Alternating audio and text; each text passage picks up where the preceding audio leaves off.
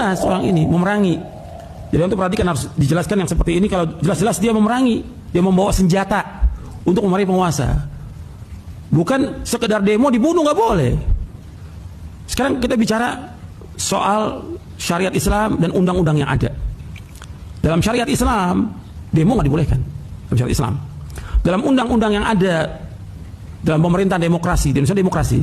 Di dalam demokrasi dibolehkan orang demo. Ada aturannya, ada undang-undangnya, dibolehkan untuk demo. Bahkan penguasa mengatakan minta di demo. Kalau nggak demo kan nggak tahu dia di mana kesalahannya. Dan itu ada videonya. Jadi penguasanya minta untuk di demo. Karena apa? Dia nggak tahu kalau dia tidak demo, di mana kesalahannya. Undang-undang ada. Mereka undang-undang ada, nggak boleh dibunuh. Karena dibolehkan untuk undang-undang untuk demo. Kalau syariat Islam nggak boleh demo, tidak boleh. Apakah demo damai atau yang lain nggak boleh dalam Islam? Ini syariat Islam kita bicara. Sekarang ini undang-undang nggak boleh kan? Ketika demo itu diizinkan, sebelum demo ada izin atau tidak?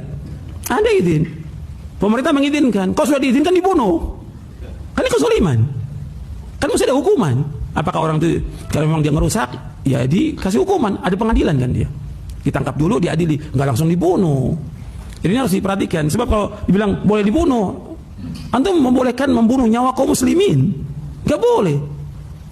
Yang demo bukan orang Islam, karena mereka nggak tahu tentang hukumnya dalam syariat, mereka nggak tahu, jahil. Kemudian juga undang-undang membolehkan untuk itu. Jadi jangan dibunuh, dihukum mereka. Kalau memang mereka salah, melanggar ketentuan dari undang-undang itu, dihukum. Nggak langsung dibunuh. Kalau sekarang kan enggak, main bunuh aja, nggak boleh dalam Islam. Ini nyawa kaum muslimin. Kan seperti membunuh semua orang.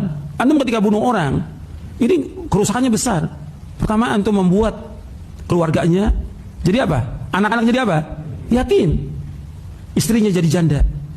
Orang tua kehilangan anaknya. Saudara kehilangan saudaranya. Berapa orang tuh dikorbankan dengan sebab itu?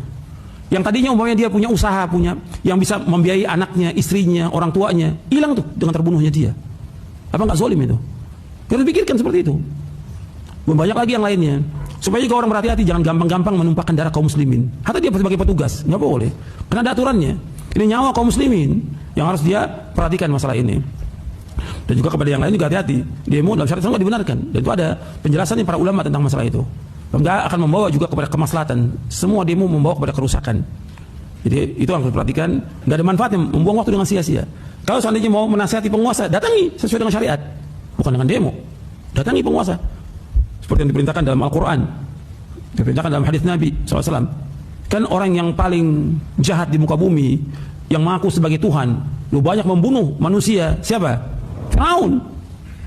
Allah menyuruh Nabi Musa, Nabi Harun mendatangi Firaun, nasihati Firaun. Yang paling zalim itu, mengatakan dia sebagai Tuhan. Ana rabbukumul a'la. Allah mengatakan kepada Nabi Musa dan Nabi Harun, idhaba ila fir'auna innahu tagha faqula lahu qawlan layyinan la'allahu yatadhakkaru yakhsha. Adalah kamu pergi datangi Firaun itu. Kemudian katakan perkataan yang lemah lembut agar dia ingat atau dia takut kepada Allah. Jadi disuruh mendatangi, mengingatkan, bukan dengan kasar, bukan dengan caci maki kepada penguasa, nggak boleh. Mencaci maki penguasa nggak boleh. Depan umum atau menjelek-jelekan dia nggak boleh dalam Islam. Ini Firaun, taghut, tetap Nabi Musa dan Nabi Harun disuruh datangi Firaun, kemudian menasihati dengan cara yang baik. Disuruh untuk mengucapkan kalimat la ilaha illallah. Kemudian dinasihati dengan baik untuk takut kepada Allah. Jadi seperti itu Islam. Saya pikir cukup sampai di sini. Kajian kita mudah-mudahan bermanfaat.